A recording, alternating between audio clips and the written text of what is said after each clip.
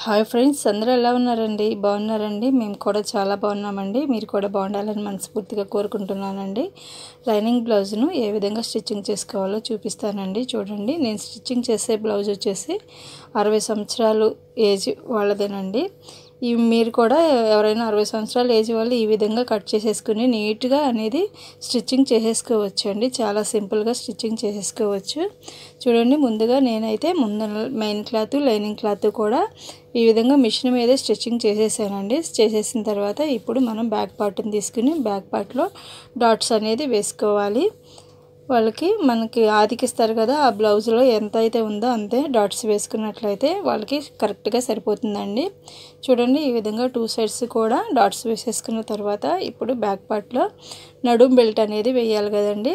నడుం బెల్ట్కి మనకి క్లాత్లో ఈ విధంగా ఎడ్జెస్ క్లాత్ అనేది మిగులుతుంది. ఆ క్లాత్ని కనుక మనం ఈ విధంగా రెండు పీసుల్లాగా మిగులుతాయి. ఆ 2 పీసుల్ని జాయింట్ చేసుకుని మనం బ్యాక్ పార్ట్లో నడుము పీస్ అనేది యాడ్ చేసుకుంటే చక్కగా సరిపోతుందండి. ఈ విధంగా యాడ్ చేసుకోవాలి.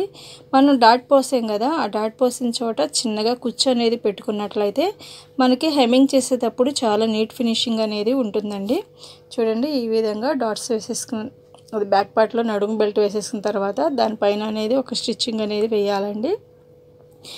ఈ విధంగా స్టిచ్చింగ్ వేసినట్లయితే బ్యాక్ పార్ట్ కంప్లీట్ అయిపోయింది. ఇప్పుడు ఫ్రంట్ పార్ట్లో చూద్దాము. ఫ్రంట్ పార్ట్ వచ్చేసి వాళ్ళకి షేప్ బెల్ట్ ఎంత అయితే ఉందో ఆ షేపు మనం డాట్ ఈ విధంగా గుర్తుపెట్టుకోవాలండి.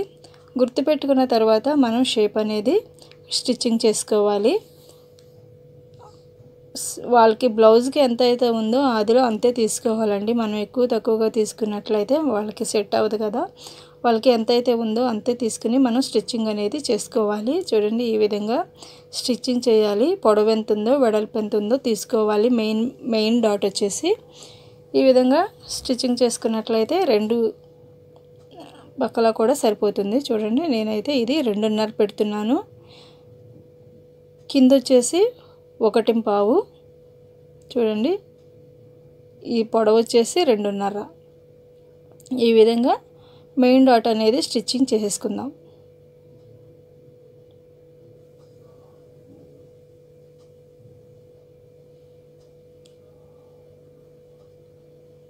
ఆ తర్వాత ఈ విధంగా హోల్డ్ చేసి పెట్టుకోవాలండి. మనకి కింద షేప్ బెల్ట్ వేస్తాం కదా, ఆ షేప్ బెల్ట్కి అడ్డు రాకుండా ఉండాలంటే మనం ఆ విధంగా మడత పెట్టుకున్నట్లయితే చాలా నీట్గా అనేది ఉంటుంది. చూడండి, ఇప్పుడు 2 కూడా అదే విధంగా వేసేసుకున్న తర్వాత మనం ఇప్పుడు ఎదర డాట్స్ వేస్తాం కదండి. చూడండి, ఎదర డాట్ ఈ విధంగా వేసుకోవాలి. క్లాత్ అనేది ఈ విధంగా హోల్డ్ చేసి పెట్టుకున్నట్లయితే మనకి చక్కగా చిన్నగా సరిపోతుంది. 2 అంగుళాలు అయితే ఎదర డాట్ సరిపోతుంది. ఇప్పుడు ఆమ్ హోల్ డాట్ వేద్దాం. ఆమ్ హోల్ డాట్ వచ్చేసి చూడండి, ఈ విధంగా పట్టుకున్నట్లయితే మనకి ఇక్కడ అనేది వస్తుంది. మనం రౌండ్ తీస్తాం కదా, అక్కడ రాదండి. సైడ్ అంట మనకి ఆమ్ హోల్ డాట్ అనేది వస్తుంది. చూడండి, ఈ విధంగా 2 సైడ్స్ కూడా వేసేసుకుందాం.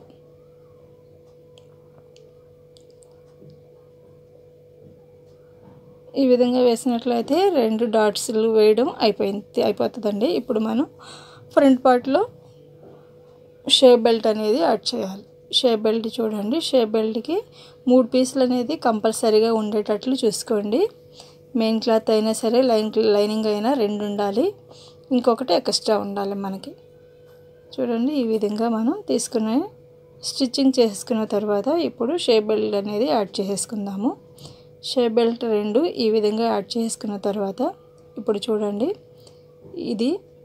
ఈ క్లాత్ని ఈ విధంగా హోల్డ్ చేసుకుంటూ ఈ విధంగా మనకు తిప్పుకున్నట్లయితే మనకి బొటిక్ స్టైల్లో అనేది షేప్ బెల్ట్ రెడీ అయిపోతుంది. ఈ షేప్ బెల్ట్ వచ్చేసి మనకి ఖర్చులు అనేది బయటికి కనిపించదండి, లోనే ఉంటవి.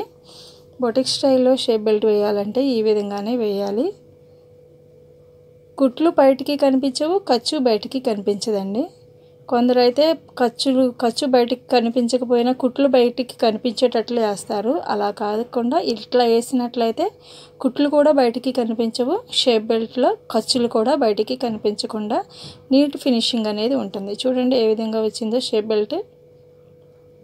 కుట్లు కనిపించకుండా, ఖర్చు కనిపించకుండా షేప్ బెల్ట్ ఈ విధంగా వేసేసుకున్నట్లయితే నీట్గా ఉంటుందండి. ఇప్పుడు ఉక్సులు కాజాల్ బెల్ట్లని యాడ్ చేసుకుందాం. కాజల్ బెల్ట్ యాడ్ చేసే ముందు ఇక్కడ కాజల్ బెల్ట్ వేసాం కదండి, షేప్ బెల్ట్, అక్కడ చిన్నగా కట్ చేసుకున్నట్లయితే మంచిగా మనకి నీట్గా అనేది ఉంటుందండి. ఇక్కడ ఈ విధంగా కట్ చేసుకోవాలి. అదేవిధంగా ఉక్సుల్ బెల్ట్ వైపు కూడా అట్లాగే కట్ చేయాలి. ఇప్పుడు మనం కాజల్ బెల్ట్ని యాడ్ చేసుకుందాం. కాజల్ బెల్ట్ ఎప్పుడు కూడా మెయిన్ క్లాత్నే యాడ్ చేయాలండి. లైనింగ్ క్లాత్ యాడ్ చేసినట్లయితే తొందరగా చిరిగిపోతుంది. అలా కాకుండా మనం ఈ విధంగా యాడ్ చేయాలి.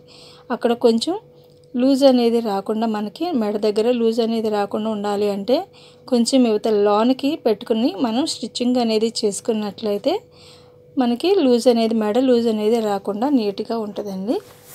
ఈ విధంగా స్టిచ్చింగ్ చేసేసుకున్న తర్వాత చూడండి, ఇప్పుడు దీన్ని హోల్డ్ చేసేసి లోనికి ఈ విధంగా చూడండి, ఈ విధంగా హోల్డ్ చేసేసి పెట్టుకుని ఇంకొక కుట్టు అనేది వేయాలి. ఆ తర్వాత 10 ఇంచ్ గ్యాప్లో మళ్ళీ ఇంకొక కుట్టు అనేది వేసుకుంటే మనకి ఆ మధ్యలో కాజా అనేది వస్తుందండి. చూడండి, ఈ విధంగా కంపల్సరిగా రఫ్ తీయాలండి. రఫ్ తీయకపోయినట్లయితే మనకి కుట్లు విడిలిపోతుంది, అప్పుడు ఊడిపోయే అవకాశం ఉంటుంది. అలా కాకుండా ఉండాలంటే రఫ్ తీయాలి కంపల్సరీగా. చూడండి, ఇప్పుడు కాజల్ ఉక్సుల్ బెల్ట్ యాడ్ చేసుకుందాం. ఉక్సుల్ బెల్ట్కి కూడా సేమ్ క్రాస్ బెల్ట్లో మనం ఈ విధంగా చివరన అనేది కొంచెం కట్ చేయాలండి. అప్పుడు మనకి నీట్ ఫినిషింగ్ అనేది ఉంటుందండి. ఇవన్నీ మెథడ్స్ అన్నీ ఫాలో అవుతారండి బొటిక్ వాళ్ళు, అందుకని నీట్గా ఉంటవి. మనం కూడా టైలరింగ్ ఇంట్లో చేసేవాళ్ళు కూడా ఈ మెథడ్స్ అన్నీ ఫాలో అయితే మన దగ్గర కూడా చాలామంది వస్తారండి. నాకు కూడా బట్టలు చాలా వస్తాయి ఇంట్లో. ఎప్పటికప్పుడు నా మిషన్ రూమ్ చూపిద్దాం అనుకుంటున్నాను, అలాగే అయిపోతుంది. చూడండి, ఈ విధంగా మనం ఉక్సుల్ బెల్ట్ అనేది యాడ్ చేసేసుకుందాం. వర్క్ ఎక్కువగా ఉంటుందండి. వర్క్ ఎక్కువగా ఉండటంలో ఇంకా వీడియోస్ కూడా నాకు పెట్టడానికి సరిగా కుదరట్లేదు. పైగా మాకు వచ్చేసేసి ఇక్కడ కాలనీ కదండి, కాలనీలో ఒకటే మోతస్తూ ఉంటుంది. టీవీ సౌండ్స్, పాటలు పెట్టుకునే వాళ్ళు సినిమా పాటలు అయితే ఎక్కువగా పెడతా ఉంటారు. ఇంకా సినిమా పాటలు అయితే మనకి యూట్యూబ్లో వినిపిస్తే మనకి మంచిగా ఉండదు కదండి, కాపీ రైట్స్ పడతాయి. అలా వాటన్నిటినీ సర్ది చేసుకుని పెట్టుకునేటప్పటికి మాకు వీడియోలు పెట్టడం లేట్ అయిపోతుందండి.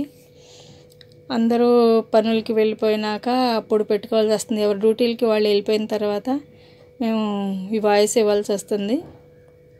అందుకని చెప్పి వీడియోలు పెట్టడం లేట్ అయిపోతుందండి. 2 రోజులకు ఒకసారి అలా పెట్టాల్సి వస్తుంది. చూడండి, ఇప్పుడు షోల్డర్స్ జాయింట్ చేసేసుకుందాము.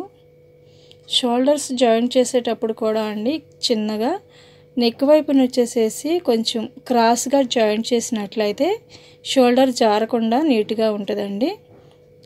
చూడండి, షోల్డర్ జాయింట్ చేసేటప్పుడు ఈ విధంగా నెక్ వైపున మాత్రమే కొంచెం అనేది కొద్దిగా లోతుకి పట్టించుకున్నట్లయితే ఒక కుట్టు వరుస అప్పుడు నీట్గా ఉంటుంది. ఇప్పుడు హ్యాండ్ ఈ విధంగా కరువు తీసేసుకుందామండి. హ్యాండ్ లో క్రాస్ తీసేయాలి.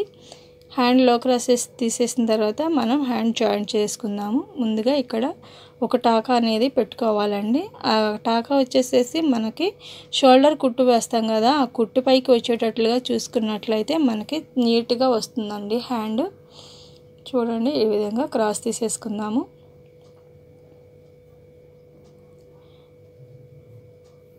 అవి స్టిచ్చింగ్ చేసేసుకుందామండి. చేసుకున్న తర్వాత ఇప్పుడు హ్యాండ్స్ అనేది జాయింట్ చేసేసుకుందాము. ముందుగా మనం షోల్డర్ దగ్గర నుండి మనం ఈ విధంగా కట్ చేసాం కదా, ఆ కుట్టు దగ్గర పట్టుకుని చూసుకున్న తర్వాత మనం ఈ విధంగా హ్యాండ్స్ అనేది జాయింట్ చేసేసుకోవాలి. ఈ కుట్టు ఉంది కదా, ఈ కట్ చేసిందండి ఇక్కడ షోల్డర్ దగ్గర పెట్టుకోవాలి. ఈజీగా అర్థమయ్యేటట్లు చెప్తున్నానండి. చూడండి, ఈ విధంగా మనం మెజర్ చేసుకుని అక్కడి నుంచి స్టిచ్చింగ్ చేసుకున్నట్లయితే మనం అటు తిప్పి ఇటు తిప్పి కుట్టాల్సిన పని లేకుండా ఉంటుందండి.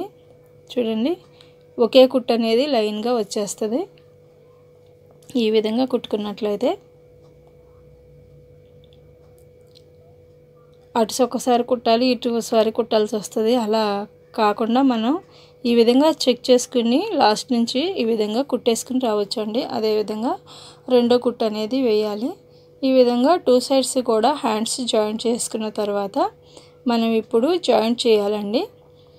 బ్లౌజ్ జాయింట్ చేసేటప్పుడు చూడండి, బ్లౌజ్ జాయింట్ చేసేటప్పుడు మనం బ్యాక్ పార్ట్ని ఈ విధంగా మడత పెట్టుకుని వాళ్ళది ఆదికిస్తారు కదా, ఆది బ్లౌజ్ని కూడా ఈ విధంగా మనం బ్యాక్ పార్ట్లో మడత పెట్టుకుని మనకి ఎంత అయితే ఉందో అంతవరకు మార్కింగ్ చేసుకుందామండి.